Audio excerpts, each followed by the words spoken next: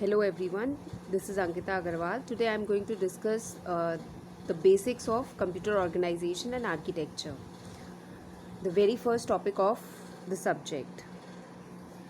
The topics which I am going to discuss today are what computer does, what is computer organization, what is computer architecture, basic functional units of computer, basic functional units के अंदर CPU, memory, input and output devices.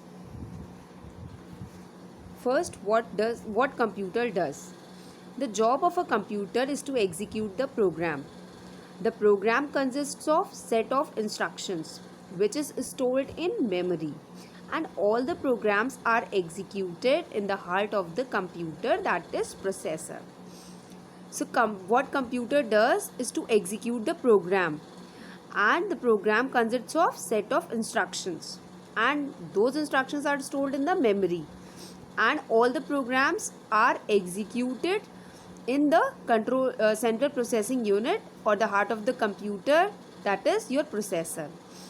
So all the program consists of instructions, and instructions are fetched, then decoded and then executed.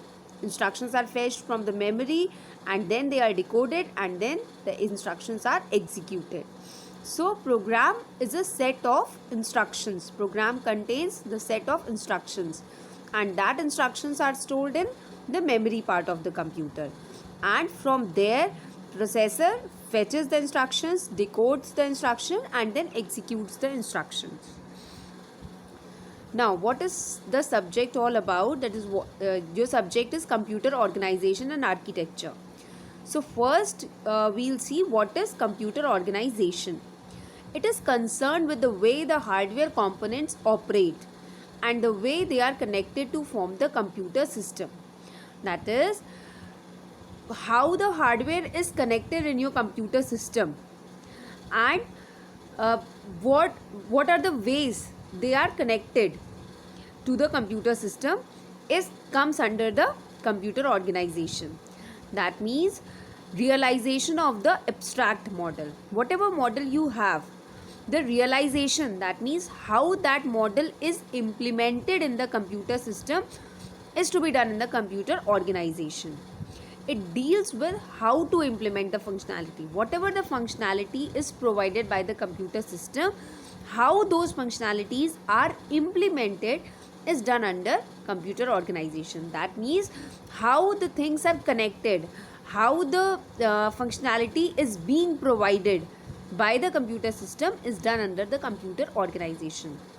तो computer organisation में हम hardware part को basically पढ़ते हैं कि कैसे हार्डवेयर कनेक्टेड है, कि अगर हमें सपोज अगर एडिशन भी प्रोवाइड हो रहा है, अगर सपोज कोई कैलकुलेटर है, कैलकुलेटर में अगर एडिशन करके वो हमें दे रहा है, तो वो एडिशन कैसे वर्क कर रहा है, कैसे वाला जो पार्ट है, दैट मीन्स कौन कौन से एडर सर्किट्स उसके पीछे लगे हुए हैं, वो पार्ट हम कंप्यूटर ऑर्गेनाइजेशन में देखते हैं. Next is the computer architecture. What is computer architecture? It is concerned with the structure and behavior of the computer as seen by the user. User जो structure या behavior देखता है computer का, that comes under the computer architecture. It defines the system in abstract manner, like types of instruction, addressing modes. Computer architecture defines the system in abstract manner. That means what the system do. System से हमें क्या क्या functionalities मिल रही हैं, या system क्या क्या perform कर सकता है, that comes under the computer architecture. Suppose अगर हम किसी कैलकुलेटर की बात करें, तो कैलकुलेटर में हमें क्या क्या फंक्शनैलिटीज़ मिल रही हैं, हम सिर्फ इस पर फोकस करेंगे. वो फंक्शनैलिटीज़ हमें कैसे मिल रही हैं, हम कंप्यूटर आर्किटेक्चर में उस पर बॉदर नहीं करेंगे. कंप्यूटर आर्किटेक्चर का मतलब है कि what functionalities we are getting from the system, what functionality is being provided by the system comes under the computer architecture. Whereas in computer organization, the how part comes. That means how that functionalities is implemented in the computer system.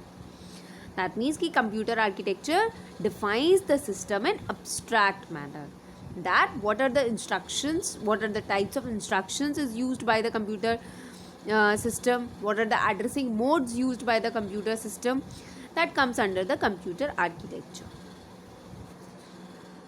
Next, what is digital computer? There are two types, that is analog and digital. Analog means wave form and digital means zeros and ones के form में. So digital computer is a machine that processes the information in digital form. ठीक है. Digital computer में जो भी हमारी information होती है वो ज़ीरोज़ एंड वंस के फॉर्म में होती है.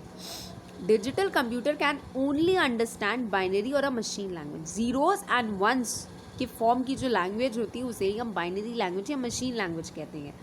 सो the digital computer can only understand this language, that is zeros and ones. Any analog quantity is to be processed in digital computer after converting it into digital form. कोई भी analogue quantity है अगर आपके पास, तो वो analogue quantity को अगर आपको डिजिटल कंप्यूटर में प्रोसेस कराना है तो उसे प्रोसेस कराने से पहले आपको उसे डिजिटल फॉर्म में कन्वर्ट करना पड़ेगा. That is you have to convert the analogue quantity into zeros and ones form. So this is all about कि डिजिटल कंप्यूटर बेसिकली होता क्या है. तो digital computer basically understands the binary language, that is machine language. इसमें हम जो भी data देते हैं वो आपका ज़ीरोज़ एंड वंस के फॉर्म में होता है. Now the basic functional units of computer, और इसे हम वॉन न्यूमन आर्किटेक्चर भी कहते हैं. मतलब ये जो आर्किटेक्चर हमने बेसिक फंक्शनल यूनिट्स का बनाया है ये आपका वॉन न्यूमन आर्किटेक्चर है. अब आपकी बेसिकली जो फंक्शनल यूनिट्स होती हैं कंप्यूटर में वो बेसिकली 4 फंक्शनल यूनिट्स दी गई हैं. That is first is your input device, second is your central processing unit, that is CPU, third is your memory unit and the fourth one is your output device. Input device takes the input from the user. User से input लेने का काम, जो भी हमें information user से चाहिए वो लेने का काम आपका इनपुट डिवाइस का होता है. सेकेंड आपकी मेन जो यूनिट है जिसे हम ब्रेन ऑफ द कंप्यूटर भी कहते हैं वो आपकी होती है सेंट्रल प्रोसेसिंग यूनिट. जितना भी प्रोसेसिंग का पार्ट है, मतलब जो भी प्रोग्राम, जो भी आपको इनपुट मिला है उसे प्रोसेस करने का काम उससे वो किसका होता है, सेंट्रल प्रोसेसिंग यूनिट का होता है. Central processing unit takes the part of the that means executes all the instructions. Memory unit provides the storage. That means the data is stored in the memory unit. And output device gives the result. After processing the input, it gives the results. So these are the basic functional units of this digital computer, of the computer. Now, what is central processing unit? It is the electronic circuit responsible for executing the instructions of a computer program. ठीक है. CPU is responsible for executing the instructions of a computer program. It is sometimes referred to as processor. हम CPU को processor भी कहते हैं. It is the brain of the computer. The CPU contains CU, ALU and variety of registers. As you can see in the diagram that CPU consists of control unit, that is CU, arithmetic logic unit, that is ALU, and a set of registers. Some of the registers are also there in the some of the registers are also there in the central processing unit. Now, what is control unit? The part of the processor that does fetching and decoding. जैसे कि मैंने पहले ही बताया आपको कि program consist of instructions and instructions are to be fetched, then decoded and then executed. So the fetching and decoding part is done under the control unit, is done under the control unit. It controls the operation of the computer's ALU, memory and input-output devices. Control unit controls all the operations of the ALU, memory unit and input-output devices, and telling them how to respond to the program instructions it has just read and interpreted from the memory unit. और ये भी बताता है साथ के साथ कि जो उसने इंस्ट्रक्शन रीड किया है या इंटरप्रेट किया है उस पर उसे कैसे रिस्पॉन्ड करना है, मतलब उसे कैसे उसे प्रोसेस करना है, ये बताने का काम भी कंट्रोल यूनिट करता है. दूसरी यूनिट आपकी आती है that is your arithmetic and logic unit. The part that does execution is ALU. जो एग्जीक्यूशन वाला पार्ट होता है वो ALU में होता है. ALU का मतलब ही है कि जितने भी अर्थमेटिक और लॉजिकल ऑपरेशंस होंगे किसी भी इंस्ट्रक्शन में, वो सारे आपके कहाँ परफॉर्म होंगे? ALU में। Arithmetic logic unit performs all the arithmetic and logical operations. All the arithmetic and logical operations are done in the arithmetic and logic unit. Now, what are the registers? Registers are the high speed storage areas in the CPU. अब registers जो होते हैं वो उनका जो storage provide कराते हैं, लेकिन ये हाई स्पीड स्टोरेज होता है। हाई स्पीड स्टोरेज का मतलब ये है कि प्रोसेसर को अगर कोई डेटा एक्सेस करना है तो वो सबसे जल्दी रजिस्टर्स से एक्सेस कर सकता है। द रीज़न बी कि जो रजिस्टर्स होते हैं वो CPU के सबसे क्लोजेस्ट होते हैं। क्लोजेस्ट होने की वजह से जो प्रोसेसर है वो सबसे जल्दी जो डेटा एक्सेस करेगा वो रजिस्टर्स से करेगा। इसीलिए इसी के अकॉर्डिंग एक हायरार्की दी गई है, एक मेमोरी की हायरार्की दी गई है। मेमोरी मतलब स्टोरेज की एक हायरार्की, मेमोरी स्टोरेज की एक हायरार्की दी गई है, जिसके जो किस बेसिस पे दी गई है? कॉस्ट के बेसिस पे, स्टोरेज के बेसिस पे एंड एक्सेसिंग स्पीड के बेसिस पे। उस हायरार्की में जो सबसे टॉप मोस्ट हाईएस्ट लेवल पे आते हैं वो आपके रजिस्टर्स होते हैं। ठीक है, रजिस्टर्स इसलिए होते हैं कि वो सबसे फास्टली एक्सेस हो जाते हैं। दैट मीन्स उसमें जो भी रजिस्टर्स में जो भी डेटा आप स्टोर करेंगे वो सबसे फास्ट एक्सेस हो जाएगा बाय द प्रोसेसर। उसके बाद आपका आता है रजिस्टर्स के बाद आपकी कैश मेमोरी होती है, कैश मेमोरी के बाद मेन मेमोरी के बाद सेकेंडरी मेमोरी। रजिस्टर्स जो होते हैं वो हाई स्पीड स्टोरेज तो देते हैं, लेकिन इनका जो मतलब साइज़ होता है वो बहुत कम होता है। मतलब रजिस्टर्स कम अमाउंट में होते हैं।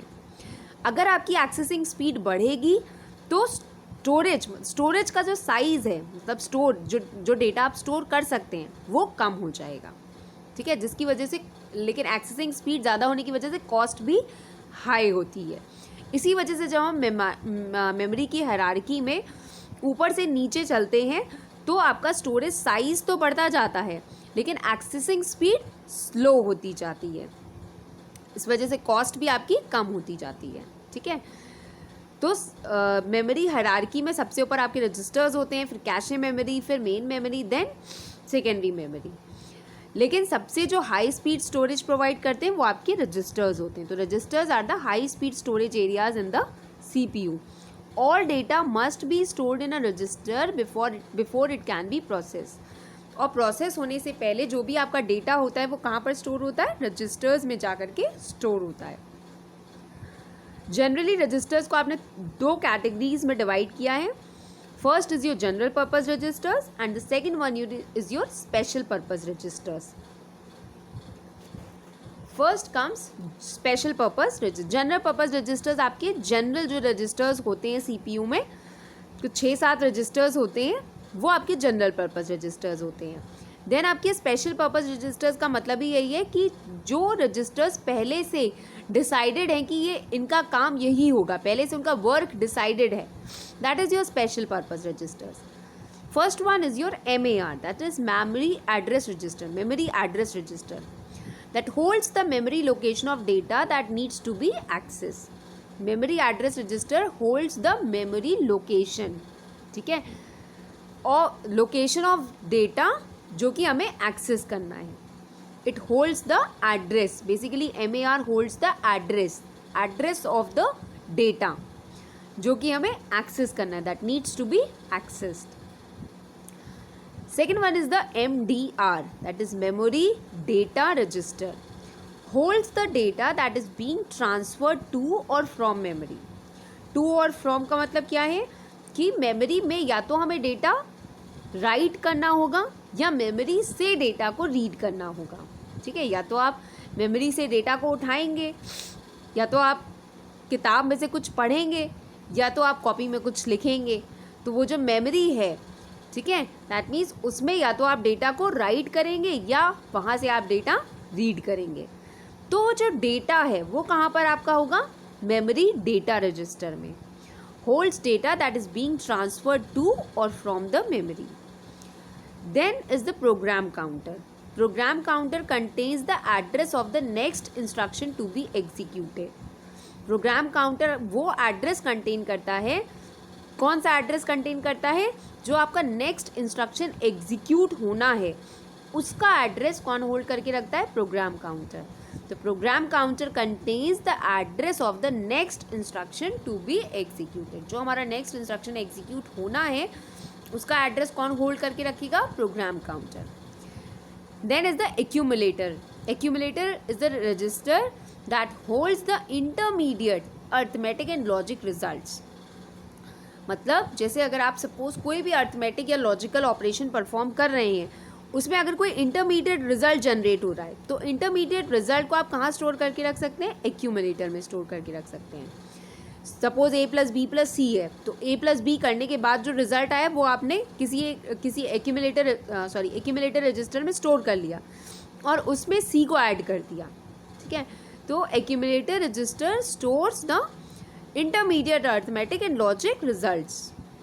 CIR is the current instruction register. इसे IR भी कहते हैं, दैट इज इंस्ट्रक्शन रजिस्टर भी कहते हैं sir. Contains the current instruction during processing. CIR contains the current instruction. Processing के दौरान जो आपका करंट इंस्ट्रक्शन एग्जीक्यूट कर रहा है वो इंस्ट्रक्शन कहाँ पे स्टोर होगा, CIR रजिस्टर में.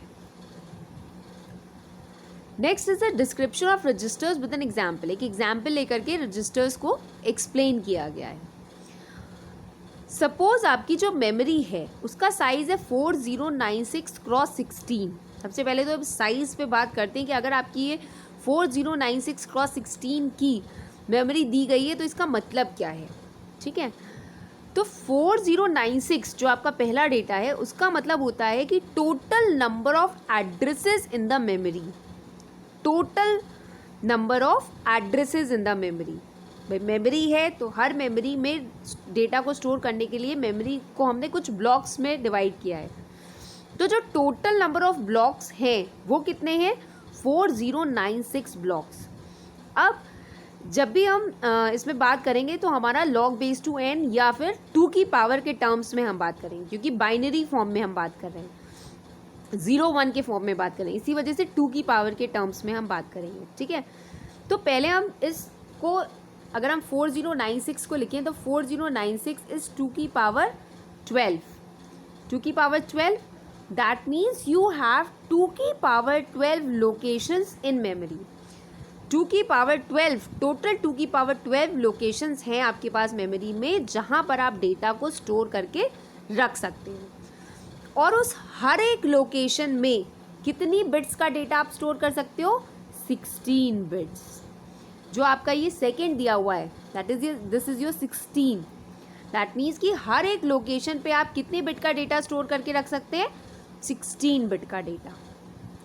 ठीक, you have 2 की पावर 12 that is 4096 2 की power 12 locations in memory in which you can store 16 bit of data, in each location. That is why 2 की power 12 into 16 is the total size of the memory. Clear? अब मैंने बताया था address register जो होता है, address register holds the address of the memory location where the data is stored. ठीक है, तो एड्रेस रजिस्टर अगर एड्रेस होल्ड करके रखता है तो ये ध्यान रखना कि जैसे ये आया आपका मेमोरी का 2 की पावर 12, तो हर एक लोकेशन को आइडेंटिफाई करने के लिए हमें कितने बिट्स की ज़रूरत पड़ेगी, 12 बिट्स की ज़रूरत पड़ेगी. ठीक, हर एक लोकेशन को बताने के लिए हमें 12 बिट की ज़रूरत पड़ेगी. हमारे पास 0 से लेकर 2 की पावर 12 माइनस 1 लोकेशंस होंगी, क्योंकि 0 से स्टार्ट करें इस वजह से ये 2 की पावर 12 माइनस 1 है. दैट मीन्स हमारे पास 0 से लेकर 2 की पावर 12 माइनस 1 टोटल लोकेशंस हैं और हर एक लोकेशन कितने बिट की है, 12 बिट से रिप्रेजेंट होगी, 12 बिट से. So here you can see that there is 2 की power 12 blocks with 16 bits in each block. So in this example, there are 4096 total number of blocks, which means 2 की power 12 addresses with each address is of 12 bits. Here 16 represents that 16 bit of data is transferred at once, or each address contain up to 16 bit data. यहाँ पर 16 का ये मतलब भी है कि एक बार में जो डेटा का ट्रांसफ़र होगा वो कितने बिट का होगा, 16 बिट का होगा. और दूसरा ये है कि हर एक एड्रेस कितने बिट ऑफ डेटा रख सकता है अपने पास, 16 बिट ऑफ डेटा रख सकता है. ठीक. So the size of the address register is 12 bits, that is 0 से 11. Next is your data register. Data register is of 16 bits, क्योंकि यहाँ पर हम डेटा को स्टोर कर रहे हैं और डेटा कितने बिट का है, 16 बिट का डेटा है. That means you can store 16 bits in the data register. अब एक्यूमुलेटर रजिस्टर क्या करता है, इंटरमीडिएट रिजल्ट्स को होल्ड करके रखता है. इंटरमीडिएट रिजल्ट्स भी आपके डेटा ही होगा, तो डेटा होने की वजह से यहाँ पर एक्यूमुलेटर रजिस्टर का साइज भी क्या होगा, 16 बिट्स का ही होगा.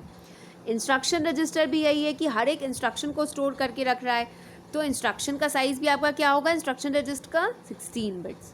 Temporary register is also saving the temporary data. That means इसका भी साइज आपका डेटा जो स्टोर कर रहा है उसका साइज 16 बिट्स होगा. जो एड्रेस स्टोर करेगा वहाँ 12 बिट हो जाएगा. Input register and output register is may be 8 bit और 16 बिट. सो यहाँ पर जो ऊपर दिया है ये आपका इंस्ट्रक्शन का फॉर्मेट है. ठीक है. इंस्ट्रक्शन फॉर्मेट में आप क्या क्या डिफाइन करते हैं, एक होता है आपका op code. Op code is the operation code. जैसे अगर आपने लिखा है a प्लस बी, तो plus is your operation, plus is the operation और op code. a and b are the operands. a plus b में जो प्लस है वो आपका ऑपरेशन कोड है या ऑप कोड है, और a and b are the operands. अब ऑपरेंड्स आपके कहाँ पर स्टोर हैं, ठीक है, उसका एड्रेस होगा. ठीक है, कहाँ पर, या तो ऑपरेंड डायरेक्टली आपको इंस्ट्रक्शन में गिवन होगा, और अगर डायरेक्टली गिवन नहीं होगा तो उसका एड्रेस गिवन होगा. इसी वजह से जो ऑपरेंड की बिट्स ली गई हैं वो यहाँ पर 12 बिट्स ली गई हैं. तो या तो आपको ऑपरेंड डायरेक्टली मेंशन होगा, कोई वैल्यू मेंशन होगी, या फिर आपको उस ऑपरेंड का एड्रेस मेंशन होगा. और अगर एड्रेस मेंशन होगा तो बट ऑब्वियस एड्रेस जो है वो 12 बिट्स का होगा. तो यहाँ पर जो आपका इंस्ट्रक्शन है उसका जो टोटल जो यहाँ पर आपका इंस्ट्रक्शन है उसका टोटल साइज क्या है, 16 बिट्स. 16 बिट्स है. अब 16 बिट्स में से आपको पता है कि ऑपरेंड की कितनी बिट्स हैं, 12 बिट्स. एड्रेस जो है वो 12 बिट्स का है, तो ऑपरेंड की आपकी 12 बिट्स हो गई. बाकी की बची हुई 4 बिट्स बची आपकी.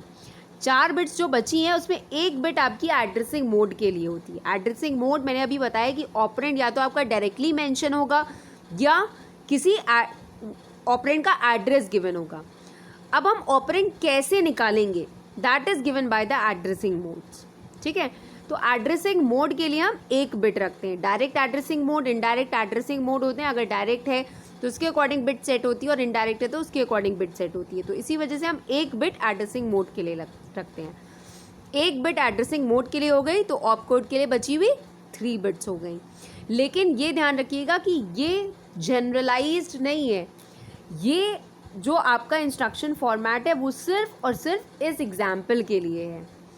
अगर आपकी जो मेमोरी का साइज़ है वो 4096x16 है, देन इन दैट केस आपका जो इंस्ट्रक्शन होगा वो इस फॉर्मेट का होगा, मतलब इस साइज़ का होगा. अगर आपकी मेमोरी का साइज़ कुछ और है तो इंस्ट्रक्शन फॉर्मेट का साइज़ भी कुछ और होगा.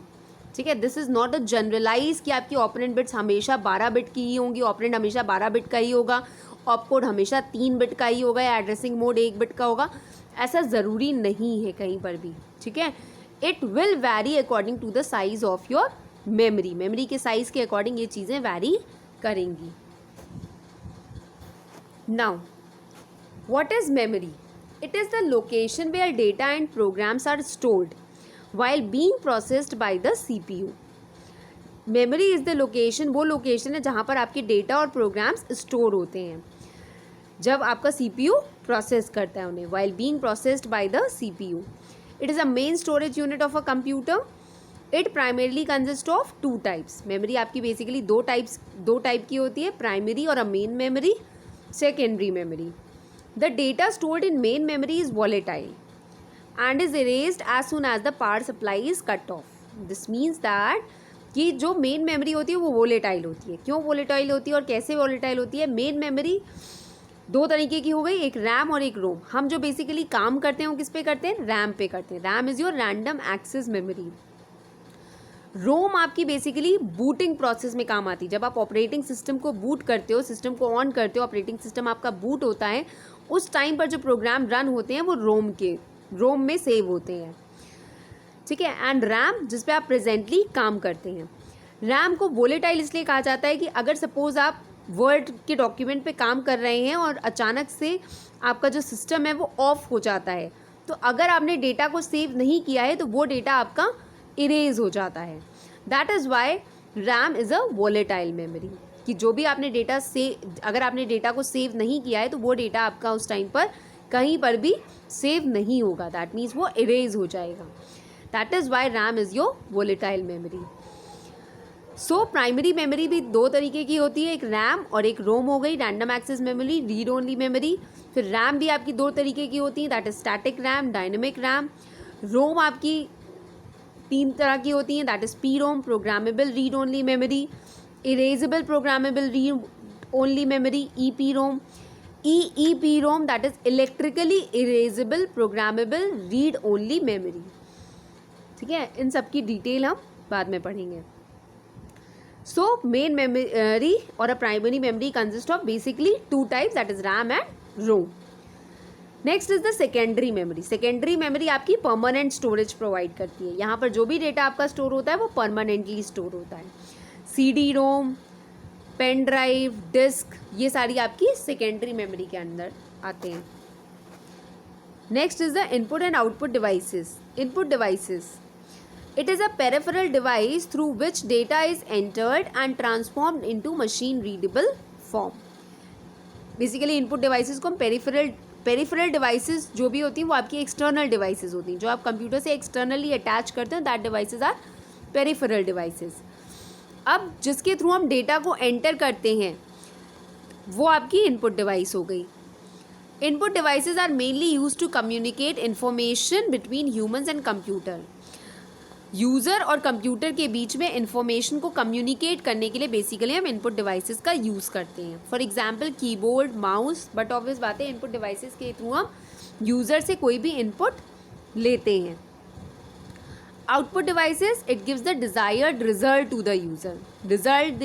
रिजल्ट को डिस्प्ले कराने के लिए हम आउटपुट डिवाइसेस का यूज़ करते हैं. आफ्टर प्रोसेसिंग द इनपुट को प्रोसेस करके जो भी आपका रिजल्ट आया है वो किस पर डिस्प्ले होगा? आउटपुट डिवाइसेस पर डिस्प्ले होगा. For example monitor, printer, etcetera. Next is your buses. What is a बस? A group of wires connecting two or more devices and providing a path to perform communication is called a bus. Bus is nothing but a group of wires that connects two or more devices and provides a path between the connected devices and provide the communication between the connected devices. So the bus are the means that by which data is transmitted from one part of a computer to another. तो buses हमें क्या provide कराती हैं? एक path provide कराती है जिसके through हम अपना डेटा जो ट्रांसमिट कर सकते हैं एक पार्ट से दूसरे पार्ट में, कंप्यूटर के एक पार्ट से दूसरे पार्ट में डेटा को ट्रांसमिट करने के लिए हम बेसिकली बसेस का यूज़ किया जाता है. Buses is nothing but a collection of wires. Wires को जब हम एक साथ कनेक्ट करते हैं तो उसे ही हम बसेस कहते हैं. जैसे कि इस डायग्राम में शो किया गया है कि ये जो वायर्स हैं वो एक डिवाइस से दूसरी डिवाइस में कनेक्टेड हैं, तो इन्हीं को हम बेसिकली बसेस कहते हैं. Buses connect all the major internal components to the CPU, memory and input output. A standard CPU system bus is comprised of address bus, data bus and control bus. जो आपकी basic standard CPU system बस है वो आपकी तीन buses हैं basically. Address bus contains the address of the location where the data is stored. Data bus contains the data from the memory or to the memory, that is to and from the memory. Data is placed in the data bus. Control bus provides the control signals. Basically, control bus provides the control signals that which operation is to be performed. Memory read, memory write, input output read, input output write.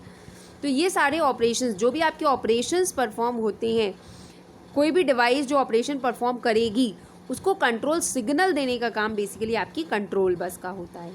तो इसी वजह से ये 3 parts में हमने अपनी system बस को डिवाइड किया है. एड्रेस बस, डेटा बस और control bus. Address bus contains the address of the location where the data is stored.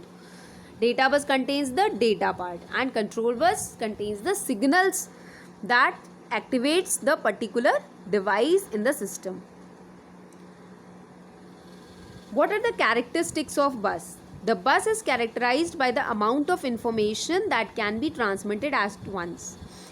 एक बार में जितनी इंफॉर्मेशन को ट्रांसफ़र किया जा सकता है, that is the characteristics of the bus. This amount can be expressed in bits. कितने bits of data आप ट्रांसफ़र कर सकते हैं. जो कंप्यूटर में इंफॉर्मेशन को रिप्रेजेंट करने के लिए हम बेसिकली बिट्स का यूज़ करते हैं. Bits, bytes, words. Bits is the smallest unit. Then 1 byte is equal to 8 bits. इसी तरह निबल भी यूज़ होता है. 1 nibble is equal to 4 bits. And similarly word is of variable length. 2 byte का भी हो सकता है, 4 बाइट का भी हो सकता है. वो आपको मेंशन होगा कि कितने बाइट वर्ड आपने यूज़ किया है. बेसिकली मेमोरी को रिप्रेजेंट करने के लिए हम वर्ड्स का यूज़ करते हैं. वर्ड्स इज़ ऑल्सो जैसे आप इंफॉर्मेशन को मेजर करने की यूनिट ही है. This amount can be expressed in bits and corresponds to the number of physical lines over which data is sent simultaneously. अब बेसिकली ये भी आपकी नंबर ऑफ फिजिकल लाइन्स होती है. मतलब अगर आप कह रहे हैं कि एक बिट में आप 16 बिट का डेटा ट्रांसफ़र कर रहे हैं एक बार में, तो आपकी जो कितनी फिजिकल लाइन्स होंगी उसमें 16 फिजिकल लाइन्स होनी चाहिए 16 बिट का डेटा एक बार में ट्रांसफ़र करने के लिए. ठीक है. तो this amount can be expressed in bits and corresponds to the number of physical lines over which data is sent simultaneously. The term width is used to refer the number of bits that a bus can transmit at a once. Width जो term use हुआ है वो इसी के लिए use हुआ है कि कितने number of bits हम एक बार में ट्रांसफ़र कर सकते हैं, ट्रांसमिट कर सकते हैं बस के through. The bus speed is also defined by its frequency. अब बस की क्या स्पीड है, किस स्पीड से वो डेटा ट्रांसफ़र होगा, that is measured in the frequency. The number of data packet sent और रिसीव्ड पर टाइम और द डेटा इज सेंट और received is called a cycle. ठीक है. फ्रीक्वेंसी भी कहते हैं और इसे हम साइकिल भी कहते हैं.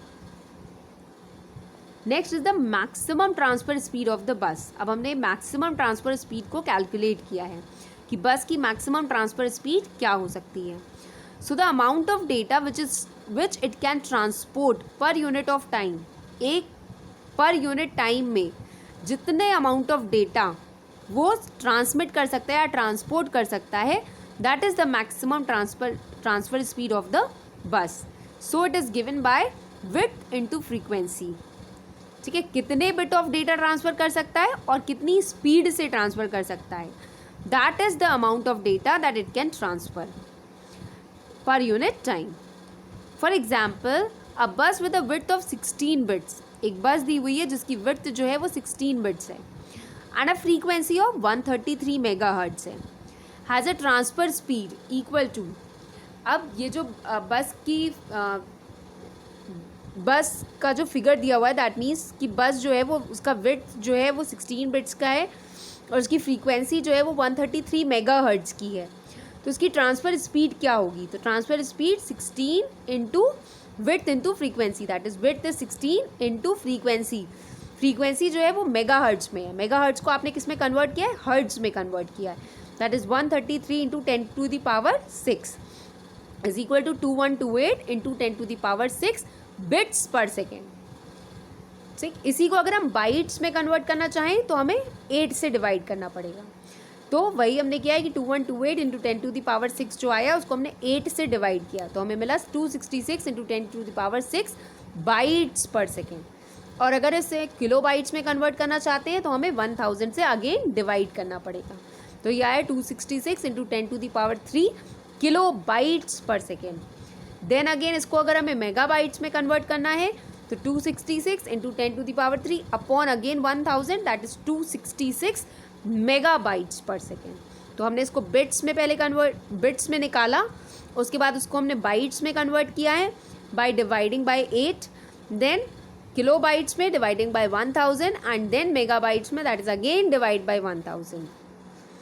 This is the maximum transfer speed of the bus. That means कि मैक्सिमम ट्रांसफर स्पीड अगर आपको निकालनी है बस की तो आप उसकी विड्थ को फ्रीक्वेंसी से मल्टीप्लाई करके निकालेंगे। नाउ कंप्यूटर ऑर्गेनाइजेशन बेसिकली दो टाइप्स के होते हैं, that is your risk and six. Risk is the reduced set instruction set architecture, reduced instruction set architecture, and second one six is your complex instruction set architecture. The main idea behind RISC, first of all, what is RISC? The main idea behind is to make hardware simpler. Reduced instruction set का मतलब इसमें instructions जो होंगे वो कम होंगे, hardware को simple बनाने की कोशिश की गई है। The main idea behind is to make hardware simpler by using an instruction set composed of few basic steps for loading, evaluating and storing operation.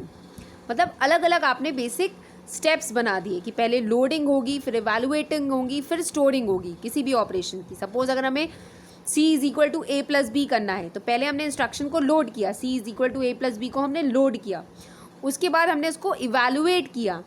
Evaluate करने के बाद जो हमारे पास रिजल्ट आया, मतलब हमने a+b परफॉर्म किया और a+b जब हमने परफॉर्म कर लिया तो उसको हमने कहाँ c में स्टोर किया। दैट इज़ हमने बेसिक स्टेप्स लोडिंग के लिए हमने लोड फंक्शन का का यूज़ किया, ठीक है, कमांड लोड कमांड का यूज़ किया। स्टोर करने के लिए हमने स्टोर कमांड का यूज़ किया। एडिशन परफॉर्म करने के लिए हमने ऐड का यूज़ किया। तो हमने बेसिक कुछ स्टेप्स के थ्रू अपना पूरा इंस्ट्रक्शन एग्जीक्यूट कराया। तो इसमें जो रिस्क है उसमें जो इंस्ट्रक्शंस हैं वो रिड्यूस हो जाए, रिड्यूस्ड इंस्ट्रक्शंस यूज़ करेगा ये। So the main idea behind is to make hardware simpler by using an instruction set composed of a few basic steps for loading, evaluating and storing operations. Just like a load command will load the data, store command will store the data. ठीक है, similarly execute command will execute. Execution में मतलब जो भी आपको operation perform करना होगा। Complex instruction set architecture में the main idea is that a single instruction will do all loading, evaluating and storing operation. ठीक है, इसमें जो है वो सारा एक ही इंस्ट्रक्शन करेगा, इसी वजह से जो इंस्ट्रक्शन होता है वो कॉम्प्लेक्स हो जाता है। Just like a multiplication command will do stuff like loading data, evaluating data and storing data, hence it is complex. जैसे एक सिंपल मल्टीप्लिकेशन कमांड ही है और वो सारे चीज़ें परफॉर्म कर रहा है, लोडिंग का भी, इवेलुएटिंग का भी और स्टोरिंग का भी। So that's why the instruction will be complex. Now, both approaches try to increase the CPU performance. अब दोनों ही जो approaches हैं इनके थ्रू हम क्या increase कर रहे हैं, CPU की performance को increase करने की कोशिश कर रहे हैं। रिस्क में क्या हो रहा है, reduce the cycles per instruction at the cost of the number of instructions per program.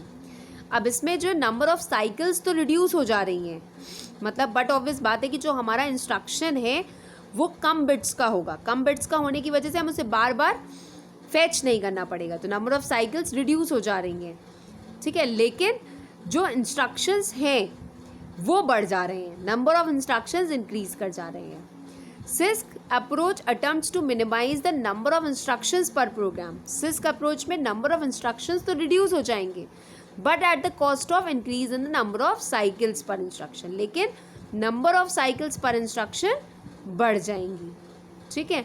तो मतलब एक की कॉस्ट पे हमें दूसरी चीज़ मिल रही है इसमें। And both are the RISC and CISC are the computer organisation part, मतलब कि हम कंप्यूटर को कैसे ऑर्गेनाइज कर रहे हैं।